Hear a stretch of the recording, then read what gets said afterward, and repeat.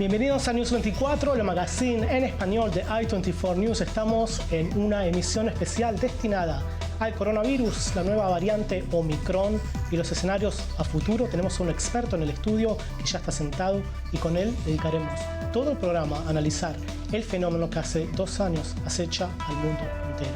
Dicho esto, deseamos comentarles que vamos a tocar una serie de temas sensibles vinculados al origen del coronavirus y los puntos que la mayoría de la prensa mainstream prefieren omitir. No se vayan, ya empezamos.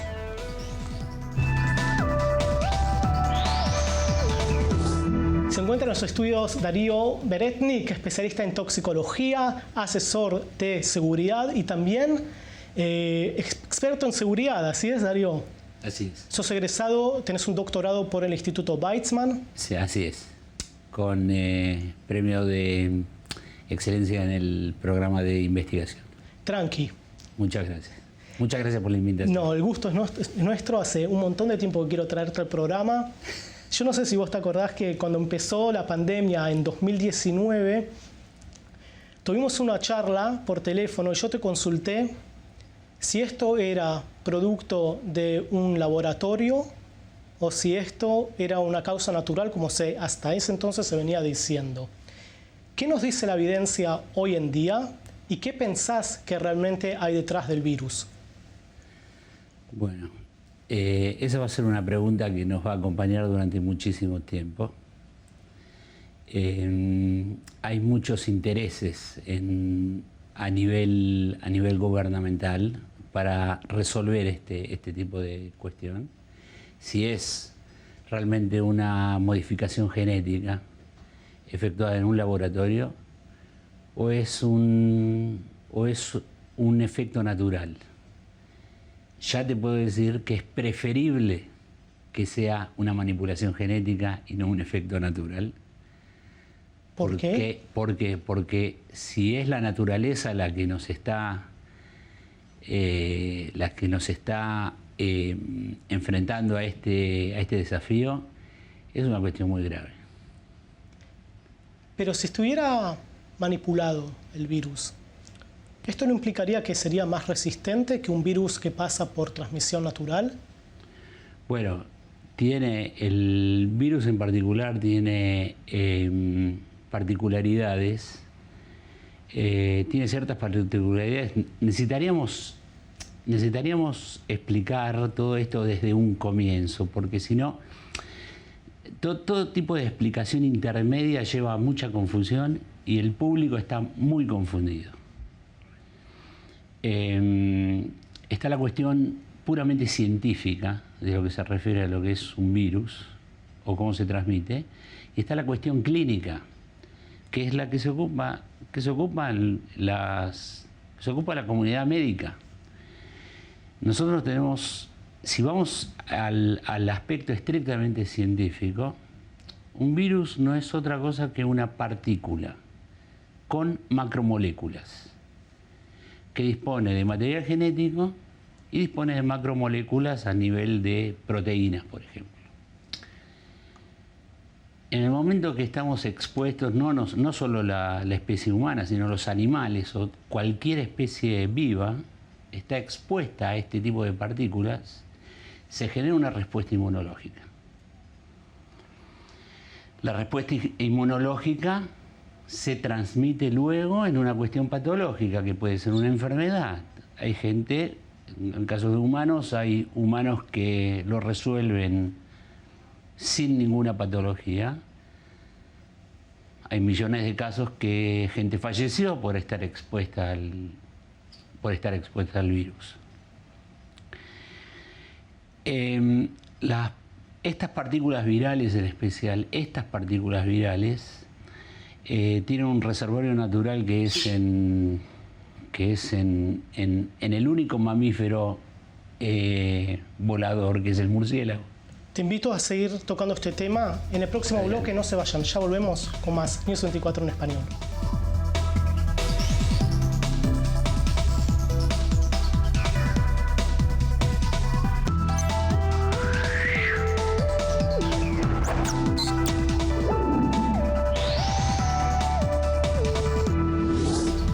por ser con nosotros. Estamos en News 24 en español en esta emisión especial, edición pandemia. Estamos con el doctor Darío Beretnik, especialista en toxicología, asesor de seguridad y doctorado por el Instituto Weizmann. Doc, quiero retomar el punto que empezamos a hablar antes respecto al origen del coronavirus y las particularidades sobre si es de origen natural o de laboratorio. Por favor, disculpa que te tuve que interrumpir. Correcto. El reservorio natural de los coronavirus es en los mamíferos voladores, que son los murciélagos, un tipo especial de murciélagos. Es un reservorio natural que el mismo murciélago no presenta una patología por ser portador del virus. Ese es el virus, es lo que se llama el wild type del coronavirus, del beta coronavirus, que es el que tiene las iniciales del RIT 13, pero es distinto al que tenemos en imagen, es distinto del que genera la enfermedad en humanos, no es el mismo virus. ¿Y cómo es distinto? Bueno, a comienzo el ser humano no tiene contacto directo con los murciélagos, tiene sí contacto directo con mamíferos no voladores, pues los pangolines de China, tipo de ardillas, etc. Ahora, se consideró en un principio que alguna modificación genética se haya generado, porque hay un cambio muy específico en este virus, que es el que genera la enfermedad, y no es el que está en el murciélago. O sea, que el origen, ciertos indicios son que el origen no sería natural o la transmisión. Sí, sí. Todos los indicios son de que no es natural.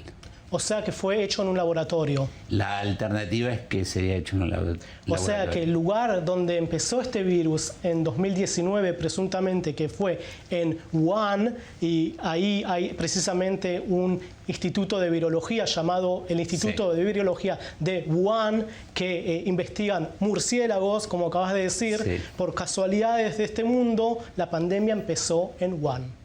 Bueno, ahí está.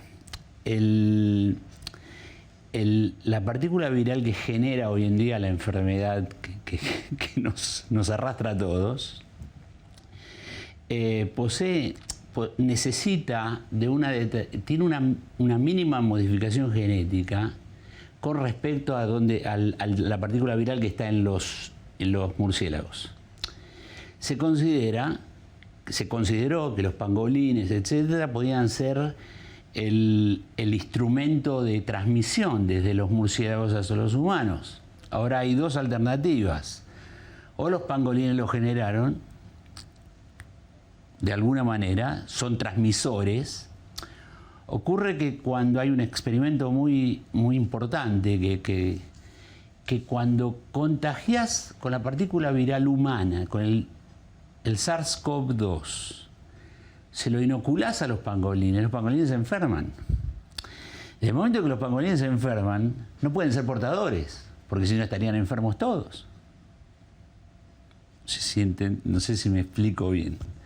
El murciélago, que es portador, no se enferma de corona. ¿Es una de las dos? ¿O sos portador o sos...? Claro, un portador es una especie animal que es capaz de cargar con las partículas virales sin que sufra los efectos de cargar las partículas Clarísimo. virales.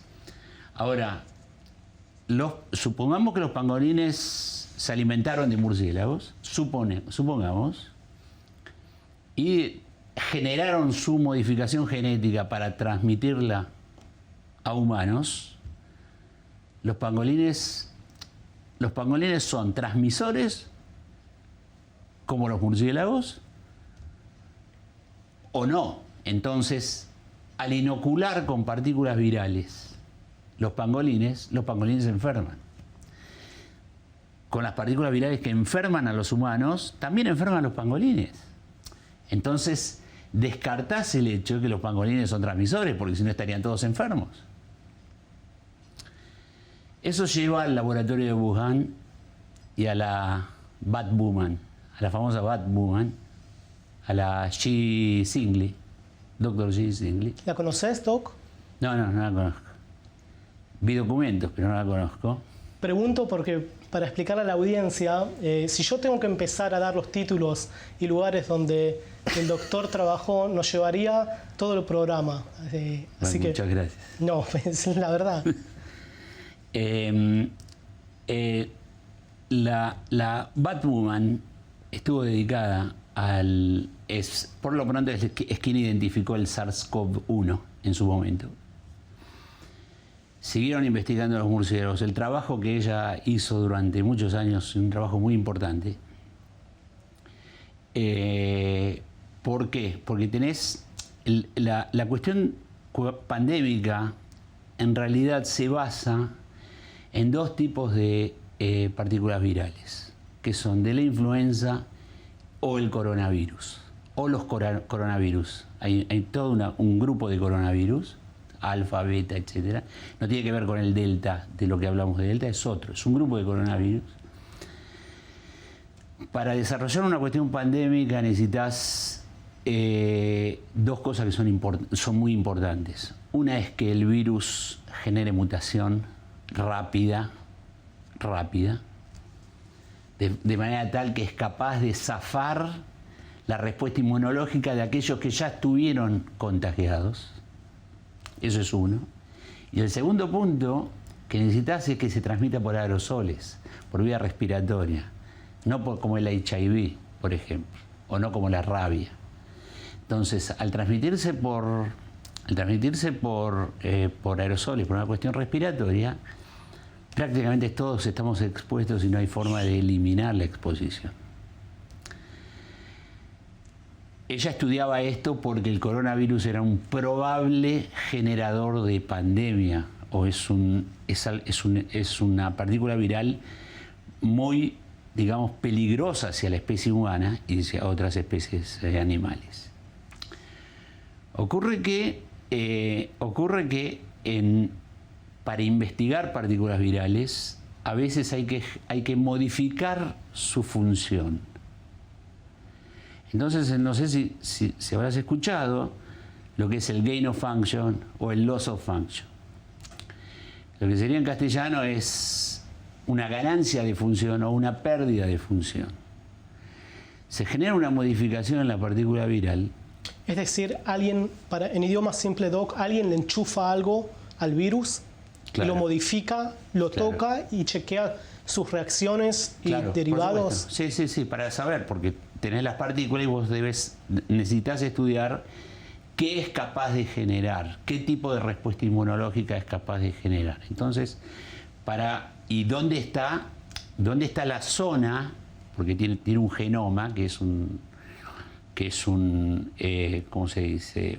Sería un material genético encadenado, que necesitas saber cuál está y no cumple funciones y cuál es el que cumple la función importante, ¿no? Para generar, por ejemplo, estaba la foto, la proteína que es capaz de enlazarse a ciertas células. Entonces necesitas hacer modificaciones. El spike protein, los picos. El spike protein, sí.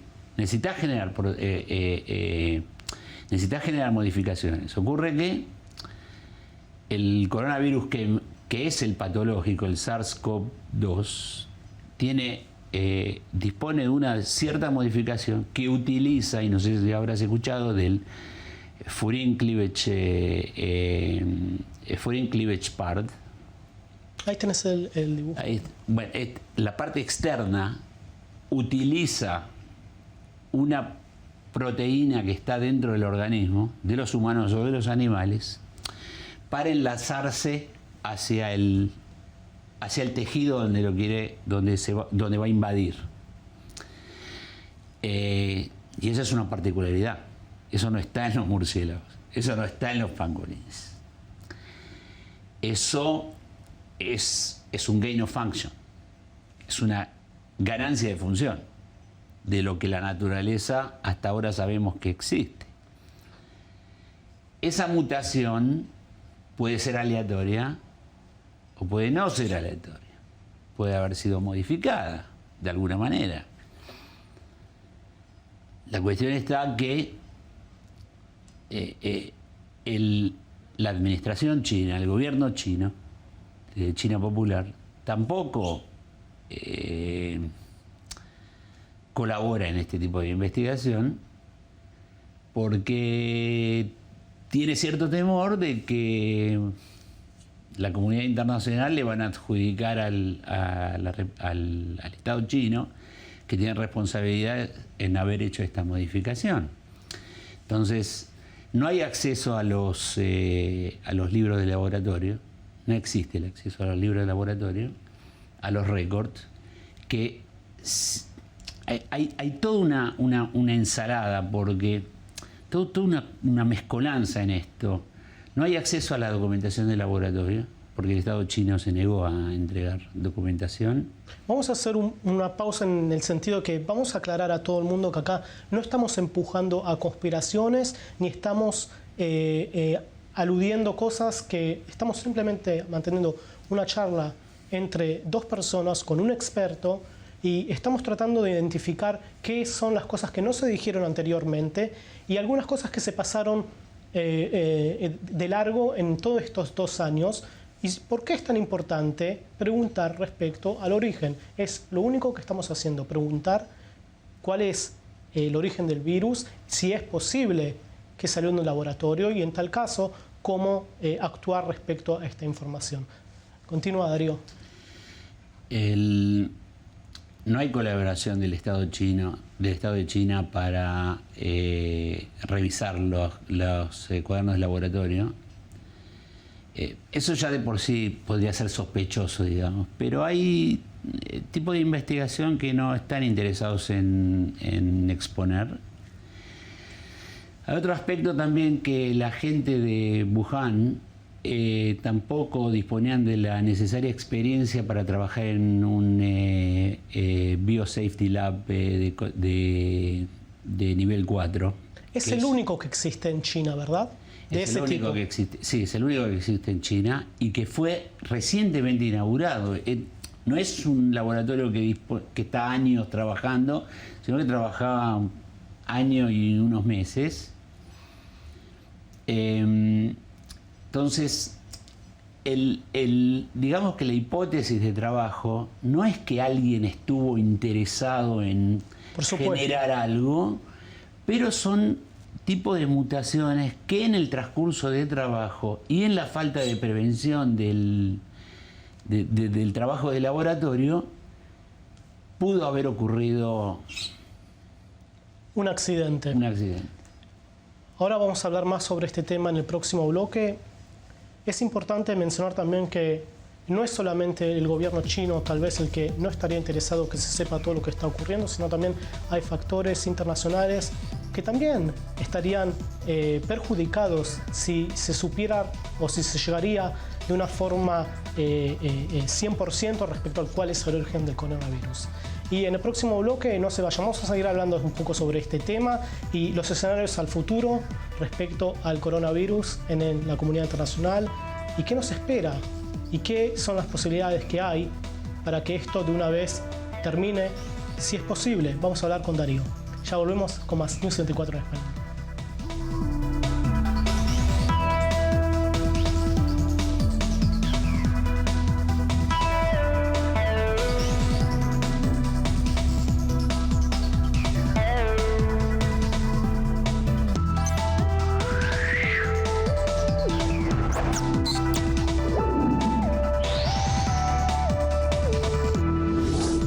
Gracias por ser con nosotros. Estamos en esta edición especial de News 24 en español, dedicada al coronavirus y la variante Omicron, que debe su nombre a la 15ª letra del alfabeto griego, es la última en una larga cadena de mutaciones del COVID-19. Delta fue su primera versión, su segunda, mejor dicho. Anteriormente, el virus original, que fue detectado en 2019 en Wuhan y más tarde declarado como una pandemia.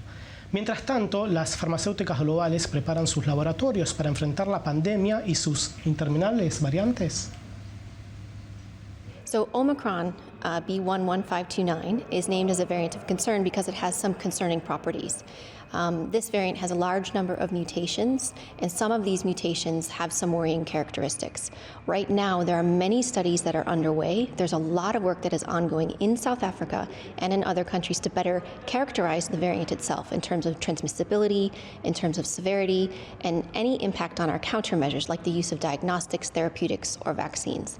So far, there's little information, but those studies are underway. So we need researchers to have the time to carry those out, and WHO will inform the public and our partners and our member states as soon as we have more information. Sigue con nosotros Darío Beretnik, especialista en toxicología, doctorado del Instituto Weizmann y especialista en temas de bioseguridad. Darío, vamos a hablar un poco sobre el tema de bioseguridad. Vamos a hablar un poco sobre el tema de las vacunas. ¿Cómo se genera una vacuna para este tipo de virus y cuánto tiempo lleva desarrollarla en tiempos normales? Bueno, tenés distintos tipos de vacunas. En resumen, lo que la vacuna debe poseer es, de alguna manera, es la capa proteica del virus que se inocula en seres vivos, en humanos, para generar una respuesta inmunológica previa a la posible infección a futuro. Tenés distintas plataformas. Tenés plataformas de lo que se llama virus desactivado, por ejemplo. No sé si puedo nombrarlo. ¿Puedo nombrarla? ¿Seguro? Sí. No, el caso del tipo de Sinopharm. Por ejemplo, Sinovac son de la plataforma de virus desactivado. ¿Qué significa desactivado?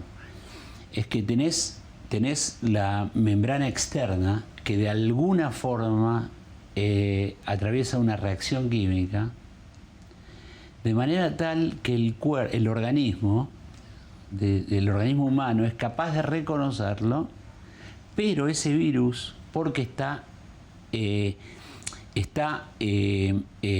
¿cómo se dice?, reaccionado con una molécula química, no es capaz de reproducirse en el cuerpo humano.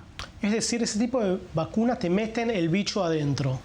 No es un bicho, no es un bicho. Perdón. El virus, la partícula. Sí, la partícula, sí, te inoculan con la partícula.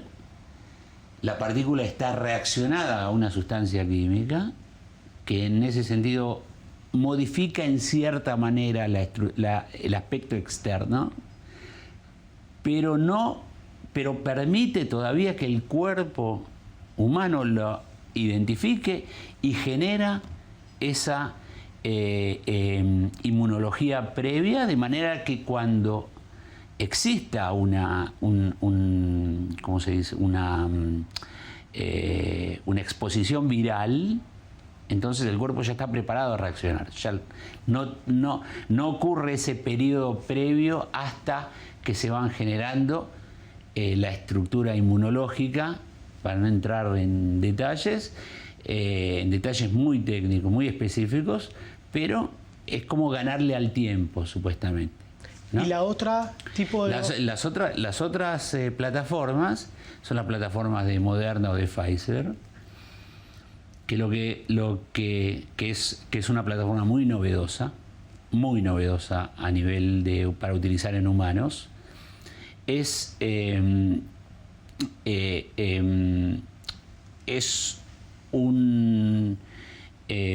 una porción de material genético que está protegido en el momento, está protegido de cierta manera con una sustancia de tejido graso, digamos, que es capaz de ingresar en células del sistema inmunológico, y las células del sistema inmunológico generan la proteína del virus.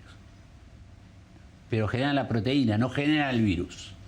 De manera tal que lo generaron, entonces el cuerpo humano es capaz de, no importa quién lo genera, o lo generamos, no importa cómo se genera, pero en la plataforma de ARN mensajero son las propias células del vacunado que lo generan, y así se desarrolla la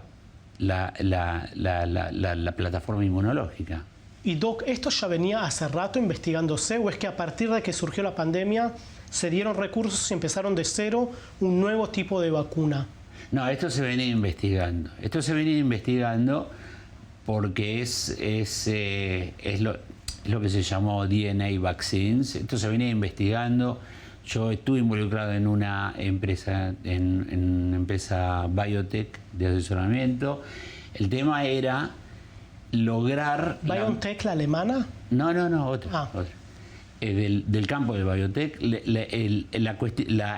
Digamos que el campo de investigación es para una modificación genética cuando existen enfermedades genéticas.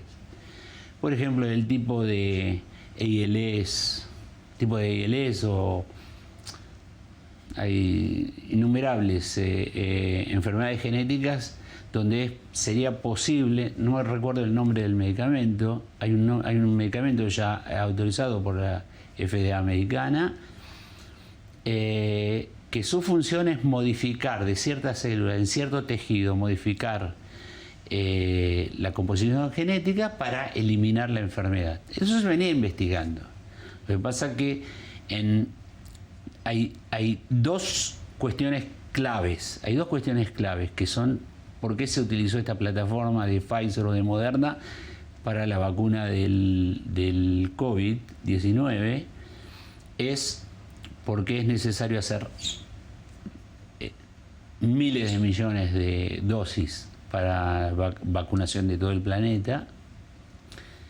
Este tipo de procedimiento permite generar muchas dosis en poco tiempo, porque la alternativa es el cultivo del virus, extracción del virus del cultivo. Si habrás escuchado que por ahí es en huevo de gallina, etc.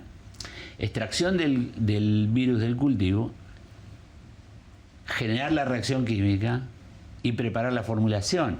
Es un proceso relativamente largo, costoso, que llevaría mucho tiempo para vacunar a todo el planeta y al margen de eso necesitas plataformas de bioseguridad que no lo podrías hacer. No tenés alternativa de hacerlo hoy para miles de millones de dosis, que es peligroso también.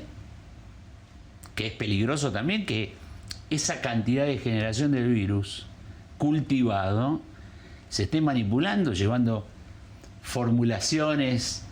Como que estás agrandando las posibilidades de que pase otro accidente. Por supuesto, no hay alternativa. No había alternativa. Lamentablemente las plataformas de vacunas de ARN mensajero no fueron suficientemente investigadas, es cierto, se hizo todo muy rápido. Se hizo muy rápido comparativamente. Realmente tienen efectos adversos. Se sabe de la gente, todo el mundo que estuvo vacunado con Pfizer o con Moderna, todo el mundo se queja de los efectos adversos, es cierto. Ocurre que vamos a seguir hablando de esto en el próximo bloque, que es el último bloque, y vamos a hablar un poco de lo que acaba de tocar Darío, que es el escenario negro. ¿Tiene fin esta pandemia en esta generación? No se vayan, ya volvemos con más News 24 en español.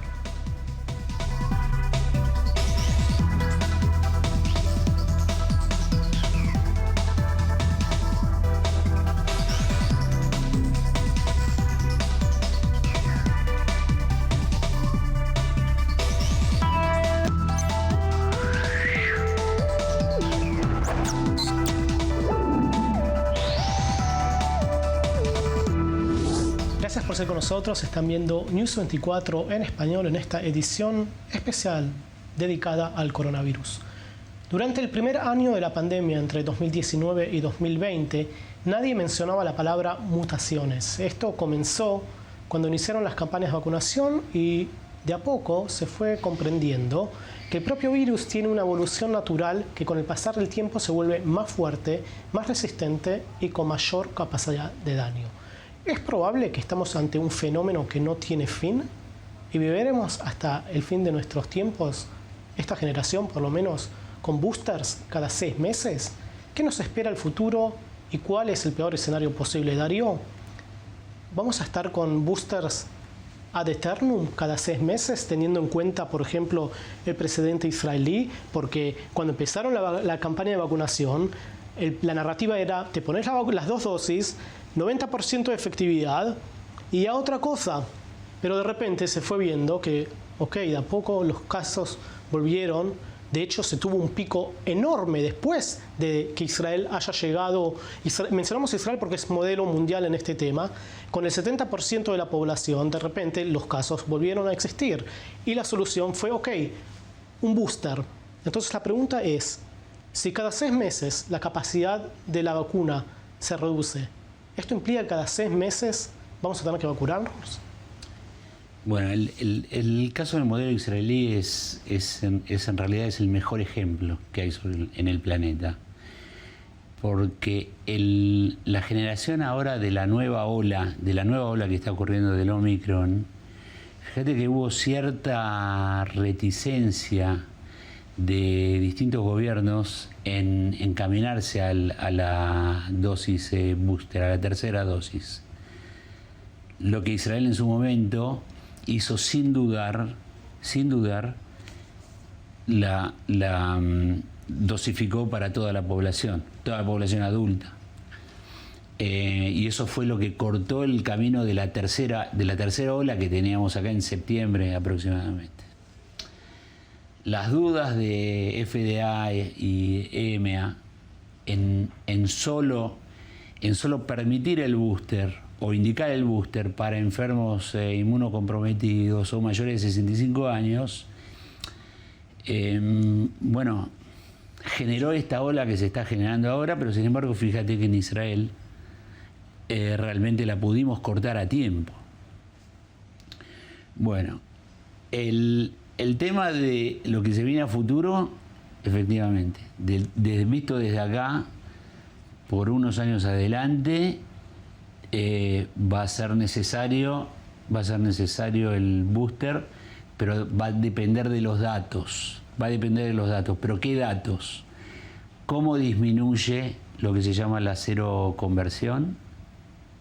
Después, porque ¿cómo disminuye la seroconversión después de la tercera dosis, después de la cuarta dosis? Esos son datos que se están obteniendo hoy en día. ¿Das por sentado que vamos a ir a una cuarta dosis? Perdón que lo pregunto ahora, recién terminamos con la tercera acá en Israel. En el mundo hay lugares que ni siquiera se aplicaron la segunda. Tercera dosis ya se ve que está disminuyendo. Ya se ve que está disminuyendo a todos los que recibieron en Israel tercera dosis. Por los datos observados, ya se ve que ya está disminuyendo. Lo que pasa es que no sabemos la disminución cuándo cruza un cierto nivel de que se convierte, que esa persona ya no está protegida. Todavía no se sabe eso. Pero no es, perdón la pregunta básica, pero ¿no es peligroso vacunarse cada 6 meses? ¿Qué otra posibilidad hay, verdad? Bueno, por eso no hay otra posibilidad. Exacto. Y se camina entre tierra incierta. Entre tierra incierta, porque se aumenta la seroconversión, aumentan los anticuerpos en sangre, y se tiene que aumentar hasta un nivel más aproximadamente conocido. Entonces, eso es lo que se está estudiando ahora. ¿Hasta cuándo esperar aproximadamente que empiece a descender? ¿Cuánto una nueva exposición? ¿Hasta dónde lo eleva? Eso es lo que se está observando ahora. Se está haciendo en Israel ese tipo de estudios. Pero lo que hoy en día se sabe es que la inmunología desciende relativamente fuerte. Eso significa que todos los que se han sido vacunados con tercera dosis, tarde o temprano van a estar expuestos. Van a necesitar un booster número 4. ¿No estamos jodiendo al virus en algún sentido, Doc? ¿No estamos, por el hecho de dar boosters, estamos en realidad, en algún momento tal vez surja un supervirus que sea inmune completamente a la vacuna? Puede ocurrir. Por ejemplo, ¿por qué la Organización Mundial de la Salud, ¿cómo se llama? Es el comunicado de... Sobre Variant of Concern. Variant of Concern. Sí. ¿Por qué dice que puede ser de mayor contagio? Porque eso de que dijimos cómo el virus está modificado para ingresar o para acceder a las células, que tiene una modificación, esta nueva variante tiene dos modificaciones. Dos modificaciones. Quiere decir que si esta no utiliza el virus, supuestamente, si esta mutación no la utiliza, puede utilizar la segunda. Tiene dos alternativas para invadir a otro organismo. Entonces, al tener dos alternativas, que es realmente complejo explicarlo, pero está el furin cleavage zone, tiene dos estructuras ahí, quiere decir que el virus puede, si no va por izquierda, va por derecha, digamos. Entonces tiene dos mecanismos por el cual puede invadir al tejido celular humano. Al tener mayor disponibilidad de poder invadir al tejido celular humano, tiene más posibilidad de contagio. Otra posibilidad. No se hacen más boosters. Se deja la llamada inmunidad de rebaño, que no sé si realmente existe, porque al final si hay una mutación, entonces nunca llegás a la inmunidad de rebaño. Pero, ¿qué pasaría si se deja la vacuna, sea por personas que no están interesadas, entonces siempre vas a tener un 20%, 25% de la población que no va a querer vacunarse? ¿Cómo haces con eso? Bueno, es el modelo que inclusive se llegó a tratar en ciertos ámbitos, que este modelo es el modelo de tsunami. ¿Y que se muera quien se tenga que morir? Es un modelo de tsunami que, si te acordás... Es terrible lo que estamos diciendo. Sí, es terrible. Perdón, pero admiro tu... Es un modelo de tsunami que barrería con una cantidad enorme de víctimas fatales. ¿Mucho enorme. Más de lo que estamos viendo hoy? Sí, muchísimo más. Muchísimo más. No solo por el contagio, sino porque la estructura de salud no podría... no es solo por el contagio, también que la estructura de salud, que no podría copar con esa ola de gente que necesitaría ser tratada. Pero digamos, la hipótesis de trabajo de no hagamos nada, que es muy lamentable, es muy seria, es muy grave. Y difícil de explicar, pero ese es el modelo de la inmunidad de rebaño y ese es el modelo de la teoría evolutiva. El que más rápido se adapta es el que va a sobrevivir. Entonces la pregunta es ¿a qué estamos jugando en cierto sentido? Estamos, gracias a la tecnología que la humanidad ha llegado a desarrollar, estamos jugando con algo que no estamos seguros cuáles serán sus consecuencias. Me refiero a la manipulación de partículas para beneficiar o para luchar contra... Sí, ese es un problema que hoy, después de todo lo que ocurrió, sabemos que no hay protocolos definidos, auditorías de laboratorio, hay mucha, digamos, es un far west esto de cuestiones de seguridad en este tipo de laboratorios. Es un desastre, a diferencia, por ejemplo, de las instalaciones de energía nuclear. Las instalaciones de energía nuclear están perfectamente controladas. Las instalaciones de biosafety es bastante lamentable. Eso es una situación que debe ser mejorada. Segundo punto que debe ser mejorado es el tema del medio ambiente o del intercambio gaseoso en los lugares cerrados. Eso es otro tema que nosotros estamos, por ejemplo, hace 200 años atrás en Londres, cuando decidieron hacer una estructura de cloacas, nosotros hoy salvando la distancia, no tenemos una estructura evolucionada de intercambio de aire en lugares cerrados. No hay normas. No hay normas, y eso son a futuro, en las próximas decenas de años, se deben establecer normas de nivel de intercambio de aire, con control de temperatura, con control de humedad,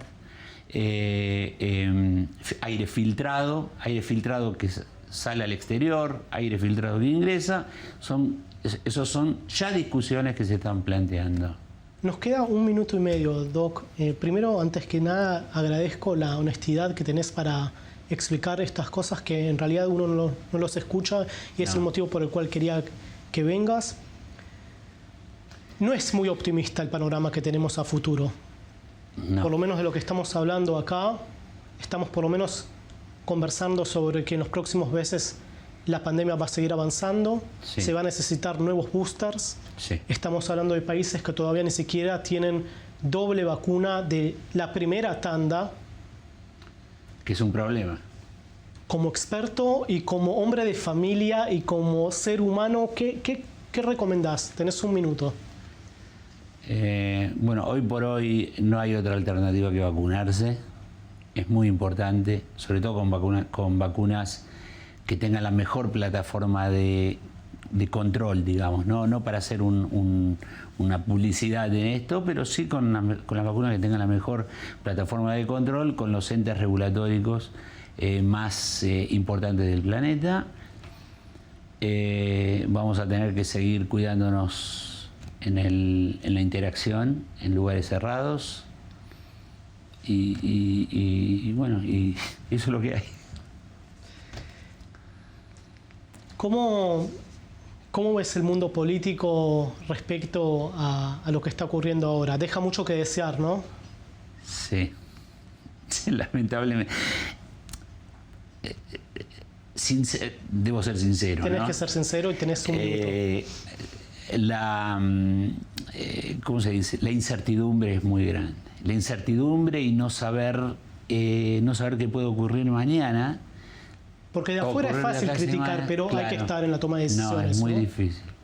Es muy difícil. Es muy difícil, y ya sorprendido. No sé si te acordás, ya hace 1 año y medio atrás que conversamos, decían en mayo se termina todo. Estábamos todos seguros que con la... No, esto es... Por lo menos uno humildemente pensaba que con la doble vacuna íbamos a estar ok. Parece que no, pero el ser humano se adapta y evoluciona. Sí. Darío Bret, muchas gracias por estar con nosotros. No, gracias a ustedes. Y para ustedes nos despedimos. Muchísimas gracias por seguir con nosotros en este programa, y nos vemos la semana que viene. Que estén bien, cuídense y cuiden a los suyos.